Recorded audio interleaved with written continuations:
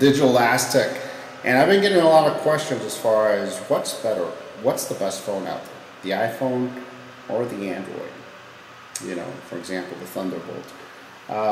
Honestly, both phones are amazing phones. I've utilized the Thunderbolt for almost a month, and I switched from the iPhone to the Thunderbolt. But unfortunately, I am going back to the iPhone 4S because of Siri. I use it a lot, or I'm going to utilize it a lot to schedule my appointments, and that was a big sell for me. Now, what are some of the reasons, or what should you use, or what kind of questions do you need to decide between what phones you would like? Now, for example, one of the first things that I looked at was the camera.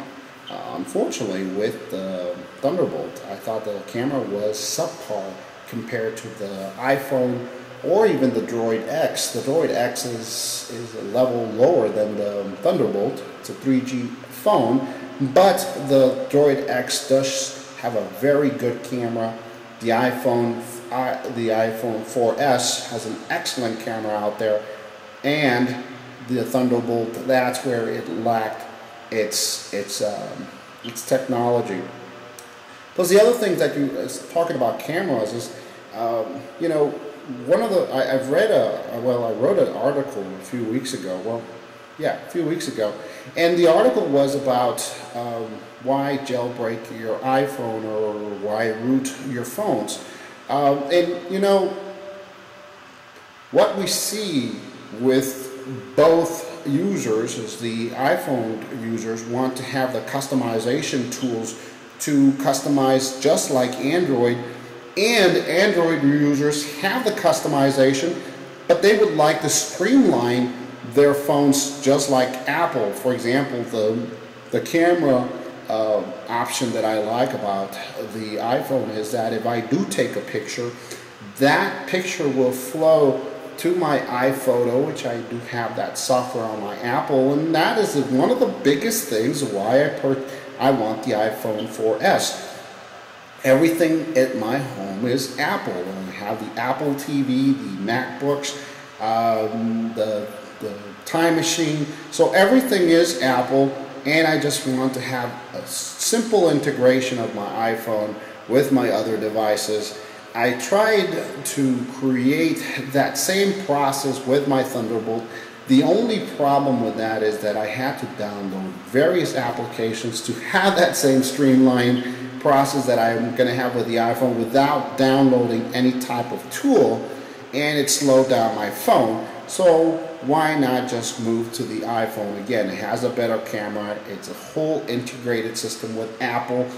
Works for me perfectly, and the iPhone is my tool. Now, what am I going to lose? Well, I'm going to lose the integration that I have with the phones. As you can see on my screen, I have a picture of my Android, and I customize it in such a way that it's pretty cool for me to unlock it and access my tools. And I mean, I was just having a ball downloading applications and modifying my phone. That was amazing. But as far as utilizing it for work, scheduling, everything streamlined on the iPhone that works for me, so I prefer the iPhone. The other thing that I'm going to lose as far as not just customization is that Android does have larger screens. The iPhone unfortunately has a small screen, and even though, you know, it's okay and I can watch Netflix shows, you know, that's one of the great things about the Thunderbolt. It had a huge screen where I could not only just view shows, but I could also go into the internet and select, you know, go into the browsers and view items.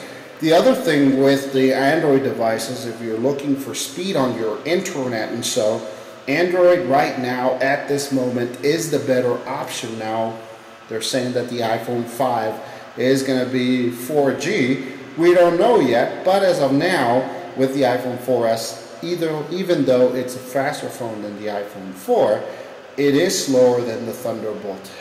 I've compared both phones, and the Thunderbolt 4G is extremely fast.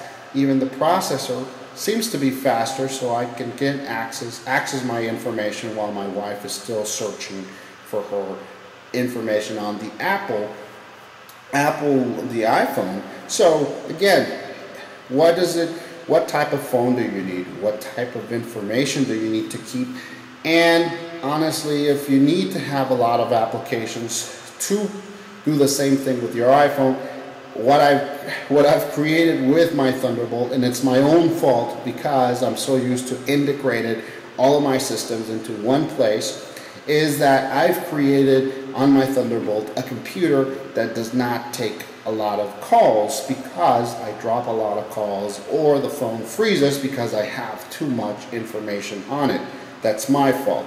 Now, if you don't have everything Apple and you need a phone to access certain information, calendars, customize everything that you need on your system, you can have everything on Android to include, you name it. There's applications for everything. So you can customize your phone if you want a Batman sign, you want everything Batman, everything Iron Man, or just dragons everywhere. You can customize your phone, you can simplify, you can boost it up.